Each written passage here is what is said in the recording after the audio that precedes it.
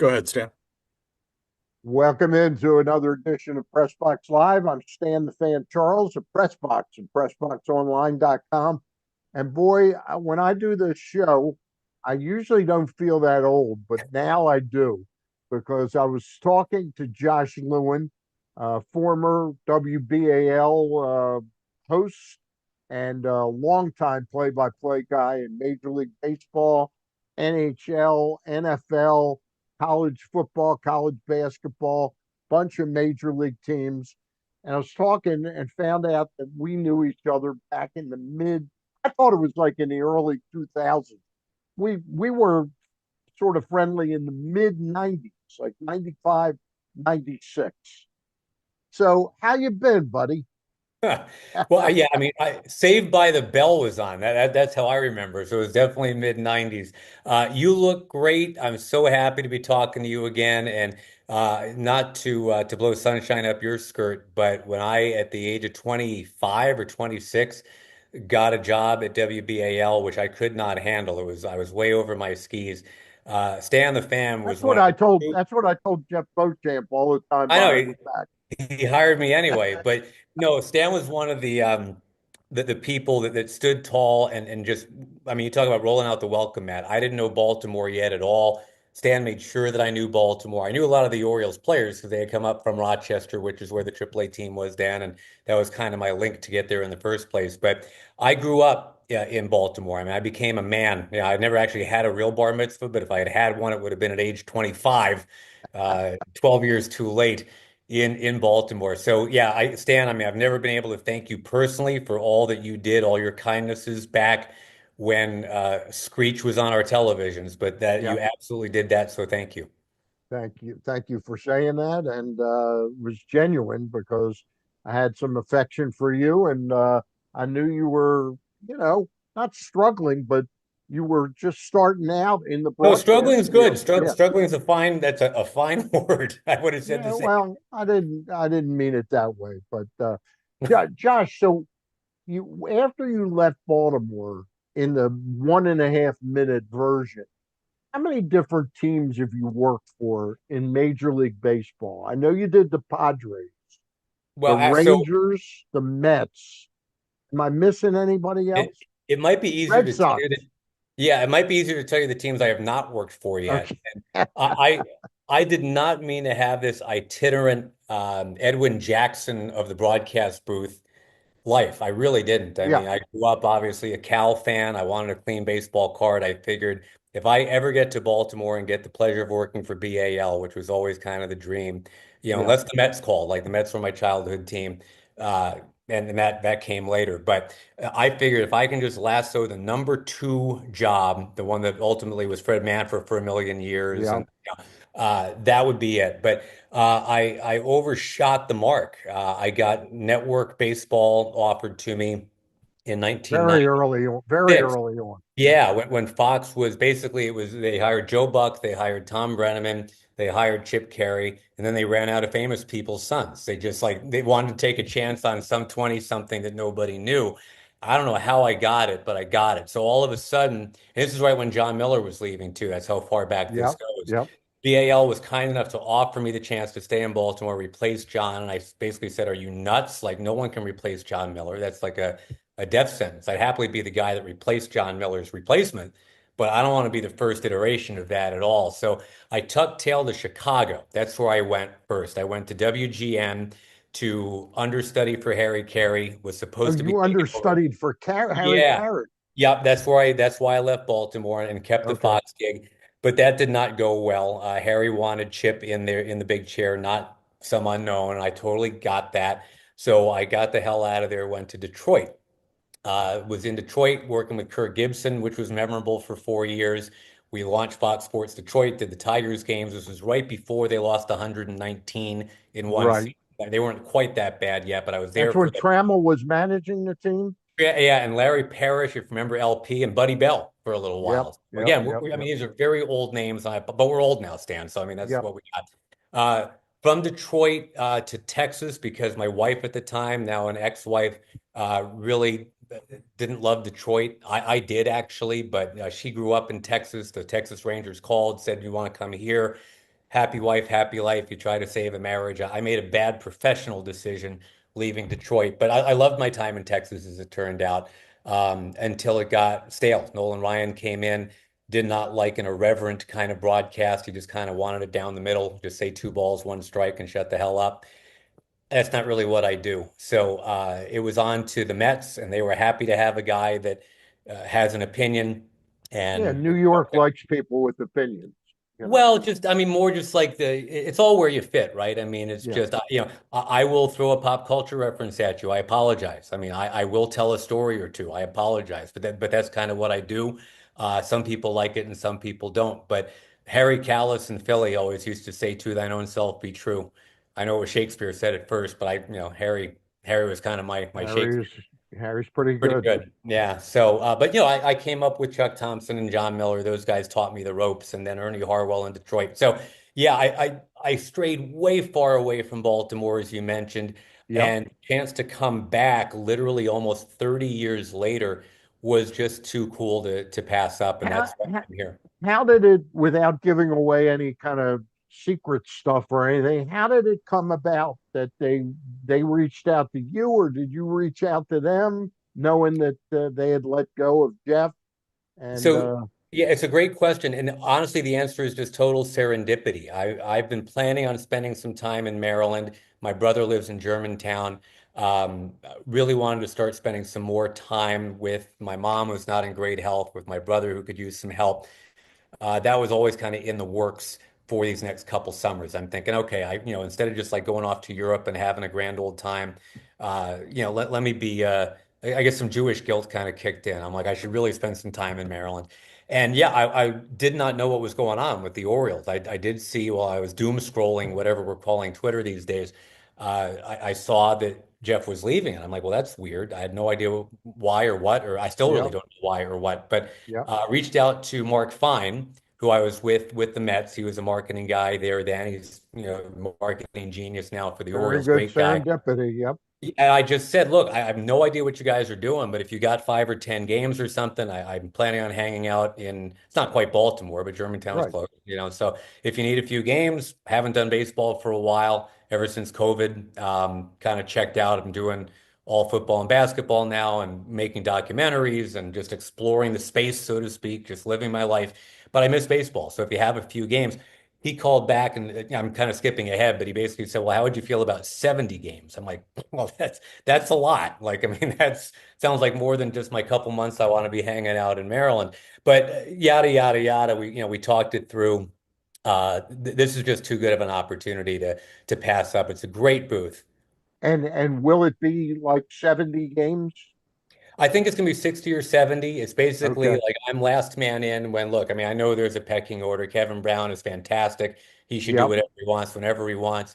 It sounds like, and I don't know this 100%, but it sounds like that Ben Wagner, who's also great, will slide over when Kevin misses to do TV. As much TV as experience as I have, I don't really want it anymore. So it's radio only. I'm just filling in for, when Brett Hollander moves over one chair, I take his chair, all of Right. that. So sounds like 60 or 70 games. It's starting in spring training. I get the very cool honor of being in the booth for the very first game in spring training in about what a week and a half. I Yep. don't have my full schedule yet, but it sounds like, on average 10 games a month, something like that. Okay. That's And just it's going to be pretty much all radio, I think. yes. Yeah, Okay. yeah. So this is like literally what I'd always hoped to do with BAL 30 years ago. Right. Like I don't want to do 162 games again ever again because I just value having a life now a little Yeah.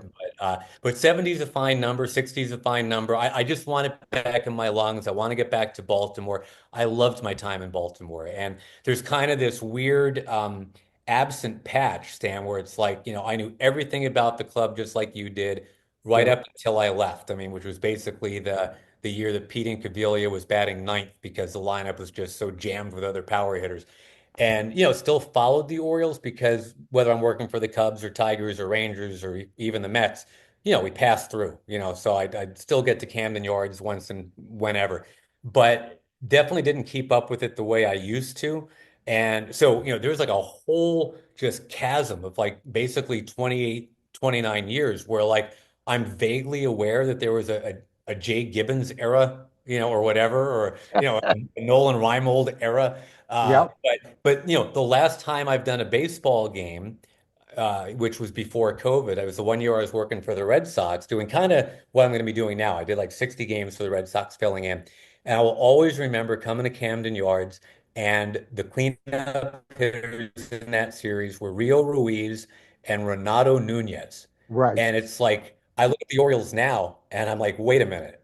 There ain't no Renato Nunez hitting cleanup anymore. No. Like they're taking this really seriously now. It's going to be a legit good couple of years. So not only do I get to come back to one of my favorite cities on the planet, but I'm coming back at a time where you've got Pete Alonso and Ward and obviously all the other guys, Holiday and Gunnar. I mean, all these guys where they should be scoring 5 runs a game and having a lot of fun. Quick question. You crossed over because I reached out to you and you were nice enough to get back to me about a month later, but you said you missed it. And you crossed over with Alonso in New York briefly, right? Briefly, he was in spring training and was kind of like the hot ticket my last year there. My last year with Okay. the Mets was 18. He debuted in 19, but we got to know each other in spring training. I kept track of him. We all did because we knew he Yeah. was going to be fantastic. So by the time he got to the Mets, was not at AAA. I had moved on to Boston, saw him very briefly that year, but I haven't spoken to him in 6 years. If he hasn't changed, Stan, you're getting one of the great guys in baseball. I mean, he is He just a does great see. dude. I've only crossed paths with him a couple times. One was at his presser, and then I went to one of the Winterfest activities at the Senator Movie Theater. He and Craig Albernaz did a Q&A with Kevin Brown, and there's a certain sincerity with him that doesn't feel like phony at all. Yeah, I think you've nailed it. I Yeah, mean, sometimes it almost sounds like it's packaged, like, like one of those guys who's like a Boy Scout, too good to be true, blah, blah, blah. And sometimes he'll, maybe speak in a cliche or whatever, but please don't hold it against him. He like in his heart, he really just does want to win and he really yeah, just wants to be a great teammate. And, he learned from some guys in New York about how to do that, I think. And I think he's going to bring not just the 40 plus home runs and 120 runs batted in. I mean, I think you can pencil him in, pen him in for that. It's what he brings to that clubhouse. Just this very still water, sincere, we got each other's backs kind of thing that, I can't speak on it because I haven't been here. You have. But to me, that's such an important element where you've got a young nucleus. You really need that Godfather kind of guy who yeah. can just tell you the lay of the land and who knows the terrain and has been through a lot. So, I mean, on every level, he's just such a great get. Now, you knew him when he was very young, but I get the sense that he just got tired of somehow feeling disrespected in New York.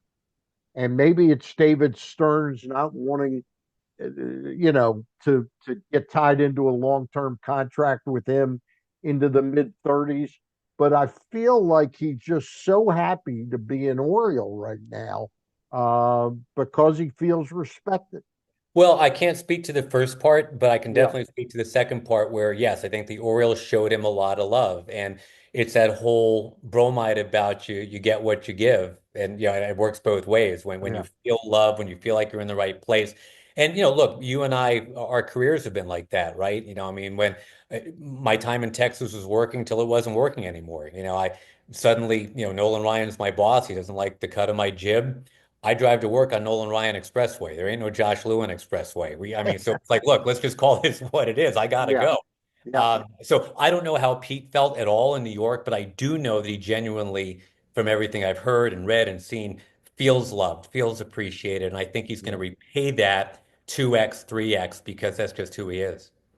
Do you now? I know you haven't done baseball in a while, but do you know much about Craig Albernaz from what from what you've heard or anything? Yeah, it's one of those 6 degrees of separation deals where we know so many of the same people. I literally met him for the first time today. I'm in Sarasota right now, hitting the ground running. UCLA, which is kind of my day job, is a great week for a bye week. We don't have to go Yeah. play Michigan until this coming weekend, which, by the way, hope that goes okay.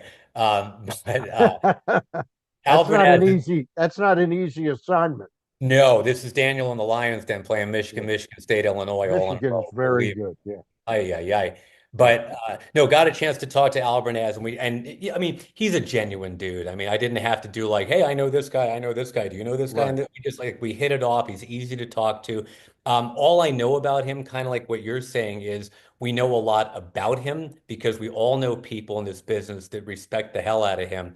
So I'm eager to get to know him better. But in a 5 minute conversation, he's one of those guys where you feel like you're buddies now, and it's not anything other than organic. It's just, certain people make it easy to hit it off with them. He's one of those guys. He does seem like that. I got to pay a bill. I was remiss at the outset because I was so excited to welcome an old friend on, Josh Lewin. Now with the Baltimore Orioles, he'll be doing 60 to 70 games on the radio. But I got to pay a bill with the Costas Inn. And it's funny, Josh and I've known each other since 1995. And that's when I first brought in the Costas Inn. Paul Mittermeier got a call after my show one night from a customer, Don from Dundalk. And Don said, I got to get Stan out to meet the guys at Costas. They're going to love them. They've been a sponsor of mine now for 30 years, doing all sorts of things with me, radio, television, the paper. They're great folks. They now have two locations. The original location, 4100 North Point Boulevard. Josh, are you a crab eater at all? Yeah, well, I've stopped because I haven't been in Been to Maryland Baltimore? for Well, so long, but I'm one going to be night again. when there's a night off, we'll go out to the Costas Inn. All right. Take you up on that. On the old location, 4100 North Point Boulevard. And do you remember that's the one location that still serves crabs at the rest of the great menu there, including nightly specials?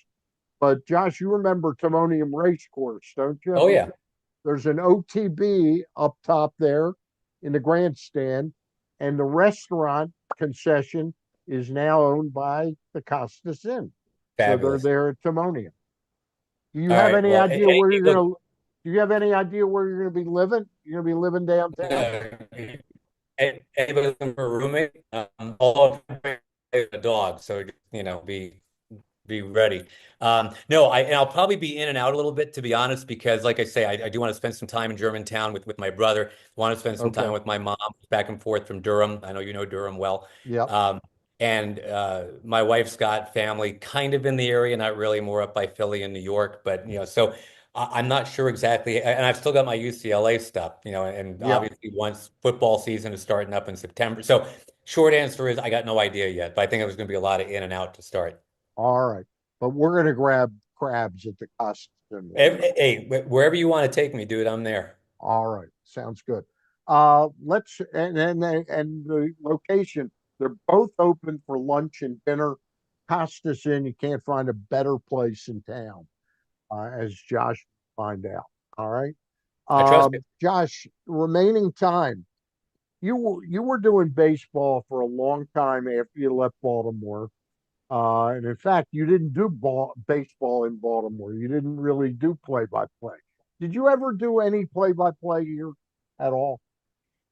Well, maybe 30 games in my two Okay. and a half years, maybe that many, because Okay. Chuck Thompson was still filling in for John Miller most weekends, but then as he Right. got older, he was kind of pulling back. You mentioned the name of the late great Jeff Beauchamp, who was the program director at WBAL and took a chance on a snot-nosed 25-year-old back in the day. So yeah, I did a handful of games, maybe 20 or 30. But what's funny is I ended up doing almost that many Orioles games for Fox once the network Once came you calling. start, So I've done, I know that broadcast booth level intimately, but honestly, I've done way more TV than radio. And it's a great radio booth. It's got great yeah, sight lines and yeah, it's still that whole BAL thing, so yeah. really excited to get back and see it again.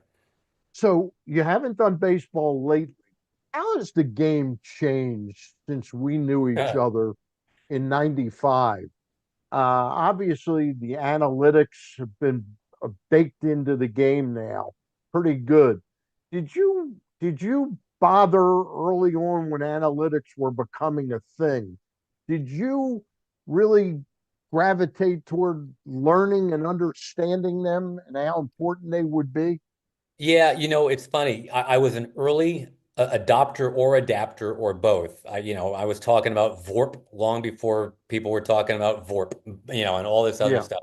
The older I get, and I got to fight, you'll keep me honest on this. I really don't want to turn into Grandpa Simpson shaking his fist at a cloud. Because now that I'm closer to 60 than 50 now. yep. People in Baltimore knew me when I was in my 20s. So we all grow up. I mean, I've got a daughter who you knew at age 1 or 2, who's now, married and divorced already. Okay. So it's like I mean, time just freaking flies.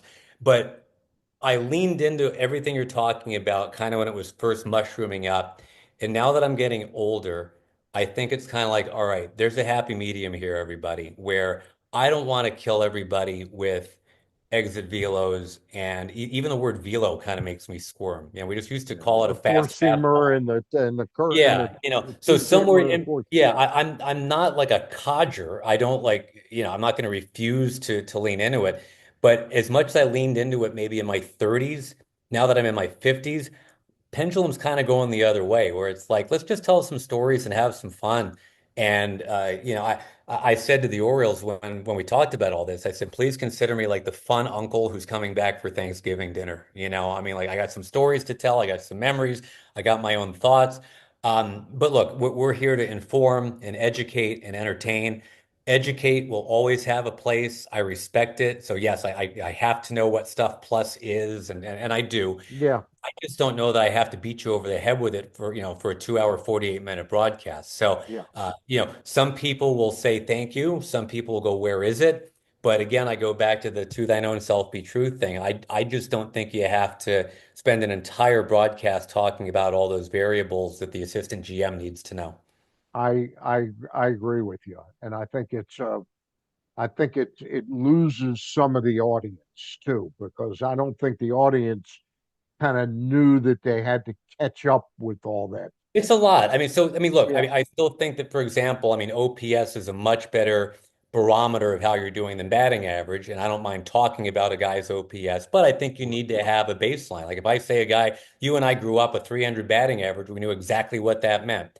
If I yeah. say a guy's got a 792 OPS, OPS. You everybody know gotta, what the context of that is, I mean, yeah, so I think you have to frame it a little bit so because look, we're broadcasting to 8-year-olds and 80-year-olds and everybody in between. And I think baseball, when it's presented well, and the Orioles do this so great. I mean, just in terms of their game presentation, it's an inclusive sport. You don't want to feel like you're left out, so it's kind of like let's be sensitive as much as it makes sense to that not everybody knows everything about what all these terms are. So let's kind of slow down, make sure everybody's caught up, and then we can talk about it. I just don't want to ever have anybody leave a broadcast or leave a ballpark thinking, what was that? I don't understand it. I think it's our yeah. job to make sure everybody's kind of a family on this stuff. That's an interesting, mature attitude to have about it. How about the pitch clock and the speeding up of the game? Were you broadcasting when they started speeding the game up? No, my last broadcast was the year I did Red Sox, which was 2019, right before COVID. And, I had the ultimate COVID pause where to go back and forth from San Diego, where I live, to Right. Boston to do games during COVID was like, no, we're not doing that. So I just didn't know it would lead to an extended absence from the sport. It Yeah. wasn't my initial plan. So to your point, it is a different rhythm now. I was just talking to Ben Wagner about that. We just went out for a drink and we're just kind of talking, about everything under the sun. And I said, as many baseball games as I've done, I'm nervous about having not done one in 6 or 7 years because it used to be, again, an old man shaking fist at cloud, Yeah. 26 to 28 seconds in between each pitch. And now it's 18 or 19. And I'm used to a certain cadence, right? Where you have enough time to tell this story or enough time to mention this stat, and oops, now you don't. So my humble forgiveness is being asked, I guess. I mean, please, if you guys forgive me, I'm going to be rusty starting out. I hope it doesn't suck terribly, but it will take me a game or two or three or five to kind of Yeah. catch where we are now. Yeah. That's honest. Honest. Uh, I know for me, I still score every game that I go to. Good for you. And I have trouble, like, if I'm putting down the pitch, I like look up and the next pitch has already either happened or, I'm putting a little mark for a ball or a strike and I'm missing stuff Yeah, because I'm the not, game's you been know, six. I don't know how you feel about it, Stan, but I'm not complaining because it did get, 2017, 18, 19. And look, the Orioles were not good. I mean, Yeah, so in that time, not only are you watching a 3 hour, 29-minute ball game, you're watching a team with Renato Nunez hitting cleanup during a 3 hour and 19-minute. But so, I mean, to get this into a better package of 2.5 hours, 240, I think it's great. I mean, I yeah, I love do the new too. rhythm of it. I love everything they've done. But yes, if you're of a certain age and you just have to, I think, be cognizant that there's a little adjustment to be made. And I think a large part of it, Josh, and I'd be anxious to get your opinion, is I think the people that work in baseball, the quality of their life must be infinitely better since the game's been sped up. You know, people that like Jackie Harris, you know Jackie, right? Hmm. Yeah, Jackie, Jennifer Grundle, Mark Fine. They're there at 9 o'clock in the morning till the end of the game and then some. And when the games were 3 hours and 30 minutes, and you're sort of going, why are these games so long? I think I think the quality of life for people For in the everybody. game is for Yeah, everybody is better. fans, traveling secretaries, but I mean, look, we love the game. This is not just, I Yeah, mean, I always say, like, if you go to a Springsteen concert, you're not upset that it's 4 hours because you love the music, yeah, right? I mean, so we love baseball, but and you're right. I mean, those PR people work tirelessly and they're great at their jobs. And, yeah. but they do, look, I might not be on a second marriage if the games had been 2.5 hours back then, I probably would not have been on marriage number two. But yeah, I mean, because you're getting home at midnight every night, and it Yeah. does alter your life in that way. So, I mean, but for fans too, same thing. Like, babysitters can only work for so long. The trains only run for so long. So, like to get in and out, and you can call it a night at 10 o'clock and not at 11:30, kind of makes a difference. You're exactly right. All right. Hey, Josh, it's great catching up. The next time we do this, we'll talk about the Orioles. We'll actually talk about players and games, and once you've gotten back into the swing of things. But I really appreciate you being willing to do this. Well, I'm flattered beyond belief that you would ask me to come on, and I'm not blowing smoke. I mean, you were so nice to me when I was in my 20s, and really helped me and kind of set my shoulders straight about taught me about Baltimore and its rhythms, and hopefully I carried that on to the Sports Line show for the couple years that I did it. But I owe you one, brother. So the least I All can right. do is come on and converse with you, and anytime you need me, I'm there. All right. Thanks a lot, Josh. Really Peace, man. Good appreciate to it, see you. and You got enjoy it. enjoy Sarasota. How long are you down there for? Back and forth. I'm gonna like every time UCLA is not playing, I'm gonna try to sneak it in down here, but I'm just gonna be Mr. Ping Pong for about 5 weeks. And do you know Sarasota at all? Not really. I mean, Got a because great a lot of got a my great restaurant for you. okay, Carl Emmers Carl Emmers okay. Alpine Steakhouse.